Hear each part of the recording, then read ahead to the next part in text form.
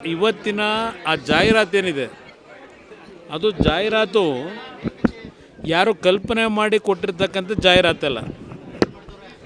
ಇತ್ತೀಚೆಗೆ ಏಕಸದಸ್ಯ ಪೀಠ ಮತ್ತು ದ್ವಿಸದಸ್ಯ ಪೀಠ ಎರಡು ನ್ಯಾಯಾಲಯಗಳಲ್ಲಿ ಕೊಟ್ಟಿರ್ತಕ್ಕಂಥ ಫೈಂಡಿಂಗ್ಸ್ ಏನಿದೆ, ಈ ಸರ್ಕಾರ ಈ ಒಂದು ಯೋಜನೆಯ ಹೆಸರಿನಲ್ಲಿ ಹಲವಾರು ವರ್ಷಗಳು, ಇದೊಂದೇ ಸರ್ಕಾರ ಅಲ್ಲ, ಹಲವಾರು ಅಧಿಕಾರಿಗಳು ಸರ್ಕಾರ ನಡೆಸ್ತಕ್ಕಂಥವರು ಆ ಒಂದು ಕಂಪ್ನಿಯ ಜೊತೆ ಶಾಮೀಲಾಗಿ ಆ ಫ್ರೇಮ್ವರ್ಕ್ ಅಗ್ರಿಮೆಂಟ್ ಅಂತಕ್ಕಂಥದ್ದು ಏನಿತ್ತು ಅದೆಲ್ಲ ಉಲ್ಲಂಘನೆ ಮಾಡಿ, ವೈಲೇಟ್ ಮಾಡಿ ಆ ಕಂಪ್ನಿ ಮಾಲೀಕನಿಗೆ ರೆಡ್ ಕಾರ್ಪೆಟನ್ನು ಹಾಯಿಸಿ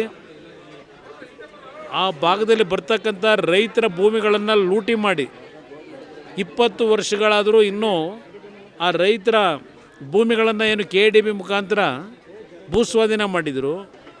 ಹಣ ಕೊಟ್ಟಿಲ್ಲ ರೈತರಿಗೆ 20 ವರ್ಷವಾದರೂ.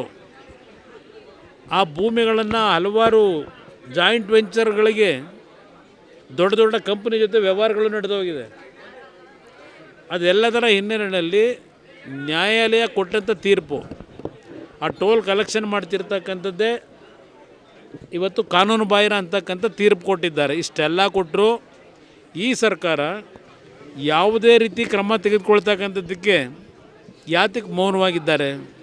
ನಿನ್ನೆ ದಿನ PWD ಸಚಿವರು ಹೇಳ್ತಾರೆ ಇನ್ನೂ 10 ವರ್ಷ ಕಂಪ್ನಿಗೆ ಅಗ್ರಿಮೆಂಟ್ ಇದೆ ಅಂತೇಳಿ. ಯಾವ ಅಗ್ರಿಮೆಂಟ್ ಇದೆ ಅಂದರೆ ನೀವು ಸರ್ಕಾರದವರು ಅವನ ಜೊತೆಯಲ್ಲಿ ಆ ಕಂಪ್ನಿ ಜೊತೆ ನೀವು ಸೇರ್ಕೊಂಡು ಲೂಟಿ ಹೊಡ್ಕೊಂಡು ಕೂತ್ಕೊಳ್ಳಿ, ರೈತರು ದಿನ ಕೋರ್ಟ್ ಮುಂದೆ ಹಲ್ಕೊಂಡು ನಿಂತಿರ್ತಾರಲ್ವಾ. ಇವತ್ತು ತೀರ್ಪು ಕೊಟ್ಟಿರೋದೇನೆ ಇವರಿಗೆ, ಈ ಸರ್ಕಾರಕ್ಕೆ. ಈ ಸರ್ಕಾರ ಇಂಥ ವ್ಯಕ್ತಿಗಳ ಜೊತೆ ಶಾಮೀಲಾಗಿದ್ದಾರೆ.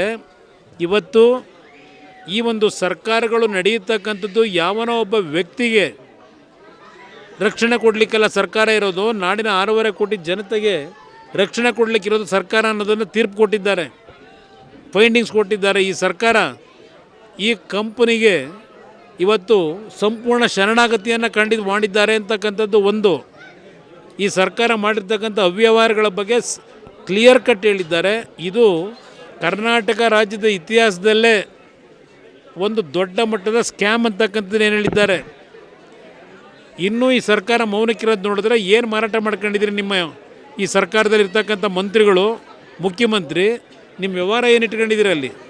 ಹಾಗಿದ್ರೆ ಈ ಸರ್ಕಾರಕ್ಕಿಂತ ಆ ಕಂಪ್ನಿ ಮಾಲೀಕ ದೊಡ್ಡವನ? ಈ ಸರ್ಕಾರ ನಡೆಸ್ತಾ ಇರೋದು ಆ ಕಂಪ್ನಿ ಮಾಲೀಕನೋ ಇಲ್ಲ ಈ ಸರ್ಕಾರ ನಡೀತಾ ಇರೋದು ಈ ರಾಜ್ಯದ ಮುಖ್ಯಮಂತ್ರಿ ನೇತೃತ್ವದಲ್ಲಿ ನಡೀತಾ ಇರೋದು?